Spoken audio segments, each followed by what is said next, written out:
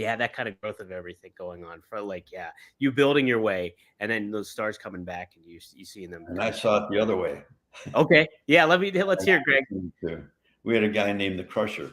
Yeah. And he was a heel for a long, long time, him and Dick the Bruiser. And he wrestled in the AWA. Then he had a stint up in New York and Pittsburgh and New York with Bruno. And then when he came back to Minneapolis or to the AWA, he had a whole different image. He was, people accepted him. He was a rough guy. He smoked a cigar. He was from Milwaukee. He was called Milwaukee's,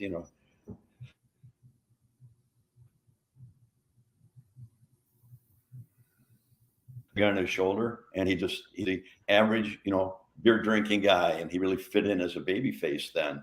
And then he had heels to work against like Mad Dog Vachon, and I mean they beat the hell out of each other all the time. And Mad Dog was no fun to get in the ring with.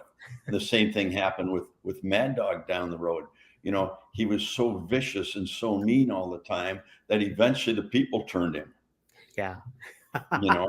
Yeah. He liked him because he could go up against anybody and they knew he was going to give them a battle. Seeing a Baron von Raschke was another one with the iron claw, with the claw. He wrestled as a heel for a long time, and he's one of my dad trained him. Wow. And wrestled as a heel. He was struggling a little bit. And Mad Dog told my dad, Vern, he says, let me take him to Montreal for the summer. Well, Jim Raschke, Baron von Raschke, was just a guy from Nebraska, a national champion, wrestling, freestyle or Greco-Roman style on the Olympic team, and came back from being with Mad Dog. I mean, he was just a nice guy, and he wasn't getting over. Well, one summer with Mad Dog up in Montreal and Quebec, he came back just like the Mad Dog, and people hated him. And hated him for a long, long time, and then eventually the people turned him. Yeah. Wow. Gave him the right opponents, and he turned over, and they loved him. Throw him up against Nick Bockwinkel for the title, and all of a sudden the people are cheering him. So, it's amazing how the public at that time, how you could juggle them and make them like you or hate you. That's great. Oh man. Yeah.